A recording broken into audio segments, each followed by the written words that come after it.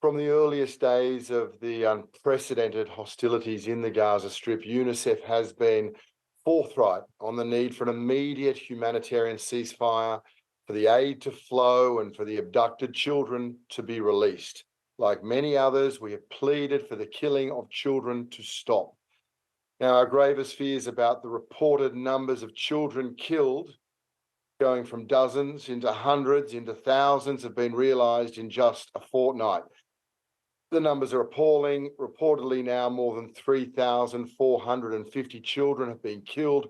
Staggeringly, this number rises significantly every single day. Gaza has become a graveyard for children. It's a living hell for everyone else. And yet the threats to children go beyond bombs and mortars. And I want to speak briefly now on two of those, water and trauma. The more than 1 million children of Gaza have a critical water crisis. Gaza's water production now, its capacity is at 5% of its daily output. So child deaths to dehydration, particularly infant deaths to dehydration, are a growing threat. To give you some sense, beyond simple numbers, I have a colleague on the ground who is in Gaza. Her name is Nesma. She works for UNICEF. She's in Gaza. She has two children, a 4-year-old, Talia. I'll send the names in the briefing note, a 7-year-old, Zain. Now, this is to quote Nesma. It breaks my heart to see children around me strive for a cup of clean water and cannot find it. Zain keeps asking for regular water.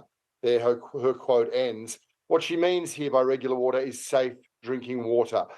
Not the salty water, which is the only option right now and is making her 7-year-old and so many other children sick. Then, of course, we have the trauma. When finally the fighting stops, the cost to children and their communities is going to be borne out for generations to come. Before this latest escalation, before it, more than 800,000 children in Gaza, that's 3/4 of the entire child population of Gaza, were identified as needing mental health and psychological support. Again, that's before this latest nightmare. Now, that same UNICEF colleague, Nesma, who spoke of her 7-year-old desperately asking for clean water, explained the trauma her 4-year-old is going through. The 4-year-old Talia is already showing symptoms of stress and fear. She's now self-harming. That means things like ripping out her hair and scratching her thighs until the point where they bleed. Yet, as her mum explains, and I quote, "I don't have the luxury to think about my children's mental health. I just keep telling myself, Nesma, keep them alive. And when all this ends, then I will provide them with mental health support and medical care." End the quote.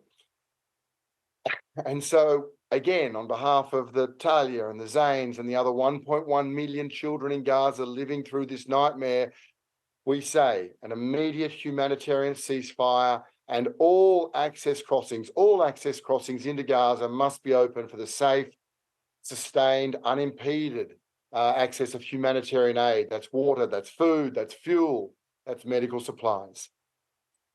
And if there's no ceasefire, and if there's no water, no medicine, no release of those abducted children, then we hurtle towards even greater horrors afflicting innocent children. Thank you.